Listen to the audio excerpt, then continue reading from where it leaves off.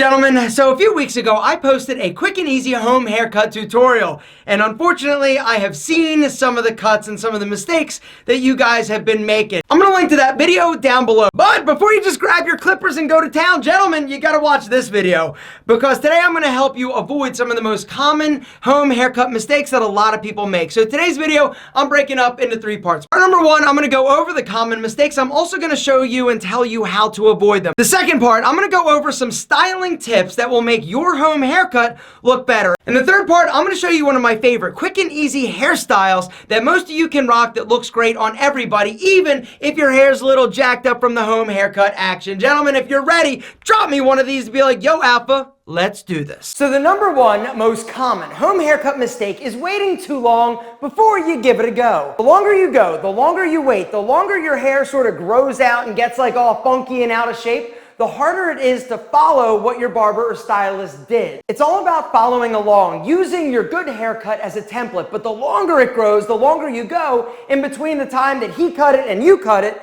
the harder it is to actually follow along because your hair gets like sort of out of shape. On average, our hair grows at about ½ an inch a month. That's a lot of hair. And if you are considering cutting your hair after a month, that's a lot to actually remove. And the chance of you screwing it up exponentially increases the more you have to take off. And so what I'd recommend is every 2 weeks, all right? You get about ½ inch of growth, and then it's pretty easy because most clippers have ½ inch guards, and you know that when you're trimming even your long hair, all you have to take off is a little bit. The second most common home haircut mistake is you are too aggressive with the clippers. And what I mean by this is you take too much off too quick. Less is more. You can always go shorter, but you can't like add it back after you jacked it up. Gentlemen, what I'd recommend when using clippers on the sides of your head and the back, start with the longest attachment. All right, go up, and if you're not removing any hair, okay, no problem. Then pop the lower attachment. Try it again. Does any hair come off? If not, boom, lower attachment. Gentlemen, it's all about understanding and utilizing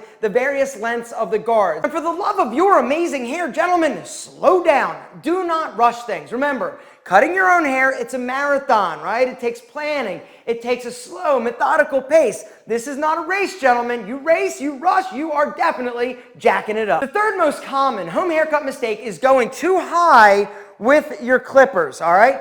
What I mean by this is your head, you've got zones. You've got 3 zones. You've got the top or the crown, you've got the base of your neck or the bottom, and then you've got this transition zone all the way around your head. And one of the things that makes home haircuts look so horrible, you go too high into the transition zone with your clippers. A pro tip I will give you, when you are actually cutting your hair with clippers, instead of following the contour of your head, once you go up, I want you to pull out, all right? Up and out. It's all about feathering, all right? And then when you're doing the back, this is where a lot of dudes mess it up, right? They'll go all the way up here as opposed to here, and when your head starts to come out, boom. The fourth most common home haircut mistake is a hard transition line. The home haircut goal when using clippers is to have a seamless fade or a taper to your hair, right? Starting short and going gradually and getting longer. Now, the truth is, no matter how much you practice, you're never going to be as good as your barber, all right? So if you're expecting to do and rock like a skin fade and think that you're going to be able to have like it ain't happening. But let me explain how to minimize it. Typically, the guards are going to increase in length by ½ inch, starting with an 1/8 inch. The thing that you need to understand and really learn to use is this micro adjustment. So if the lever is pushed to the forward position, the blade is as short as it gets,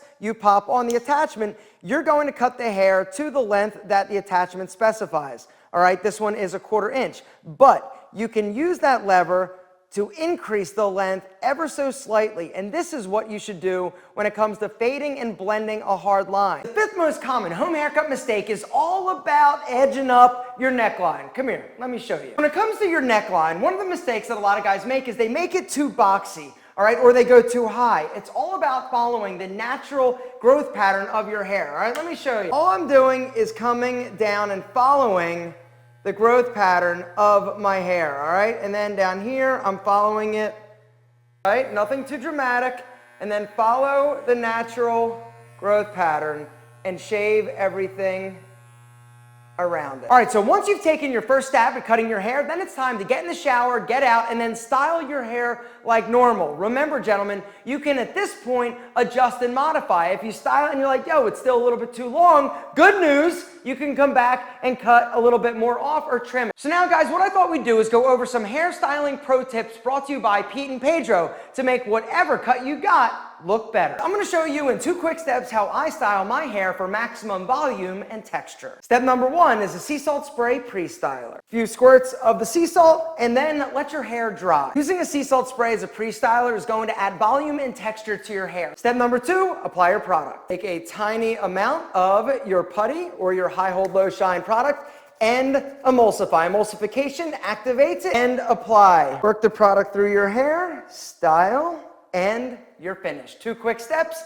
amazing hair. If you want to check out the Pete and Pedro Sea Salt Spray, it comes in 2 different sizes, regular and a travel size. I'm going to link to it down below, along with the Pete and Pedro Putty. Putty also comes in 2 sizes, regular and extra large. The Pete and Pedro Putty and Salt combo is the best hair dynamic duo out there, period. Gentlemen, hit the link and read the reviews. But if you're not sure what product is going to be right for you or your hair, no problem. At Pete and Pedro, we've got a super cool quiz where you tell us what hairstyle you're going for, how much hold and how much shine, and we will generate a custom recommendation for you. Oh, and in the off chance that you want to smell amazing, but you don't want to spend like hundreds of dollars on like a super expensive like fragrance, no problem. Gentlemen, Rebel is ridiculous. It was inspired, if I'm being honest, by Creed Adventus. Now, it doesn't smell identical, but if you like this, you're gonna love this, is all I'm saying. It also comes in a travel sprayer. Guys, we sell these travel sprayers, which are insane, preloaded with Rebel. But if they work, there's a little nozzle on the bottom, and then all you do, take your favorite fragrance, remove the sprayer, place the travel sprayer on top, and then just 1, 2, 3, pump it, pump it, pump it, pump it, pump it, and what you're actually doing is filling up the little reservoir. And so when you're ready, boom, you pop it in your dop kit, your travel bag, your computer bag, in your car, and when you're ready to smell amazing, boom, boom, boom, you're good to go. Gentlemen, I'll list and link everything down below. Now let's talk about a simple, easy hairstyle that looks great on everybody and really lends itself to the home haircut, because when you style it,